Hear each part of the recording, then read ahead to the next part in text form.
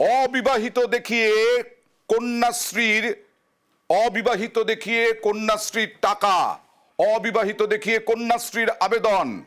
মালদার হরিশ্চন্দ্রপুর ২ ব্লকের মশালদহের ঘটনা। ১৬ জায়গায় তদন্তে ১০টিরও বেশি আবেদনের হদিশ। বিরাট অভিযোগ, বিবাহিতদের কন্যাশ্রীর সুবিধে পাইয়ে দিতে টাকা দাবি। উপভোক্তারা কি বলছেন দেখুন। কত করে দাবি করছিল তারা? ৫,০০০ দাবি করছিল, ৩,০০০-এ দিয়েছি, টাকা গুনে দিয়েছি ভাতিজাটা। তারা কোন অফিসের পরিচয় দিয়ে এসেছিল আপনাদের এলাকাতে? কোন অফিস থেকে এসেছে বলেছিল তারা? ওই যে একটা পঞ্চায়েত, একটা ব্লকে। ওদেরকে চিনেন আপনারা? চিনতে পারবো না স্যার, হ্যাঁ ছবি টবি এটা বললে ছবি টবি করে তুই কে জানে, এতক্ষণ ভাবিনি তো, ভাতিজাটা ভাবিনি তো। কতদিন আগে এসেছিল তারা? হয়ে যে বলেছে 2 মাস লাগে হয়ে যাবে। বিয়ে হয়ে গেছে তো টাকা না দিলে পাওয়া যাবে না টাকাটা।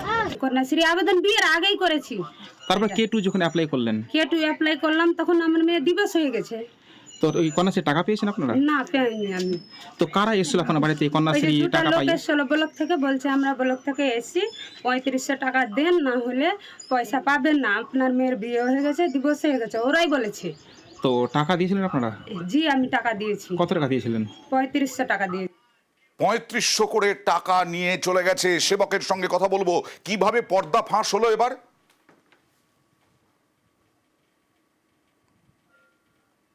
একদমই, দেখো, কন্যাশ্রী ২ যে প্রকল্প, তাতে ১৮ বছরের ঊর্ধ্বে অবিবাহিত মেয়েরা তারা ২৫,০০০ টাকা করে পায়। এই টাকা হাতিয়ে নেওয়ার জন্য চক্র সক্রিয়। বিভিন্ন জায়গা থেকে বারবারই অভিযোগ উঠছিল হরিশ্চন্দ্রপুরেও। আর সেই মতো হরিশ্চন্দ্রপুর ২ ব্লকের বিডিও হরিশ্চন্দ্রপুরের মশালদহ পঞ্চায়েতের কিছু এলাকায় যান, যে এইসব অভিযোগ যে আসছে সত্যাসত্য কতটা আছে সরেজমিনে দেখতে গিয়েছিলেন। আচ্ছা, চক্ষু চড়ক গাছ ভিডিও ব্লক প্রশাসনের, কারণ একাধিক অভিযোগ, কেমন অভিযোগ, অন্তত 16টি অভিযোগ খতিয়ে দেখলেন। 10টিরও বেশি ক্ষেত্রে দেখা যাচ্ছে বিয়ে হয়ে গেছে এই উপভোক্তা যারা আবেদন করেছে তাদের।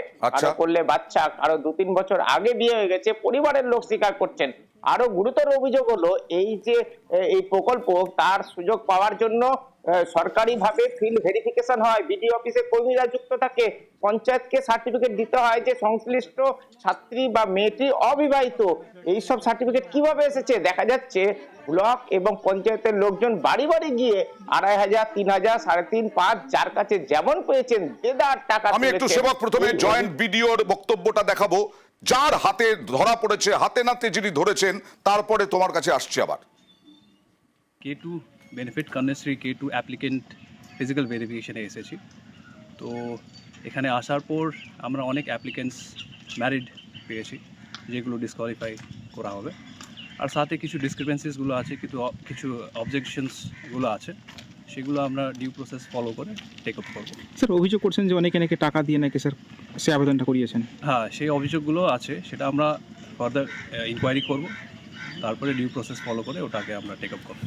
সেবকের কাছে আরো একবার চলে যাব। একেবারে অফিসের দফতরের লোকজন যদি জড়িত থাকে, সেক্ষেত্রে চিহ্নিত করা কি সম্ভব হচ্ছে? কারা কিভাবে এই কাজ করলো?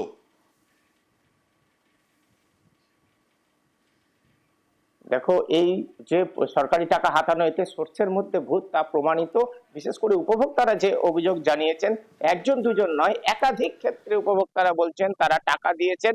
অনেকেই চেনেন না কাকে টাকা দিয়েছেন, কিন্তু বারবার যেহেতু সব জায়গা থেকে অভিযোগ উঠেছে, ফলে ব্লক অফিসের যারা কর্মী, যারা এই কন্যাশ্রী বিষয়টি দেখেন, তারা কিন্তু সন্দেহের ঊর্ধ্বে নয়। তারা এই মুহূর্তে প্রশাসনের তদন্তে আত্মকাছের নিচে।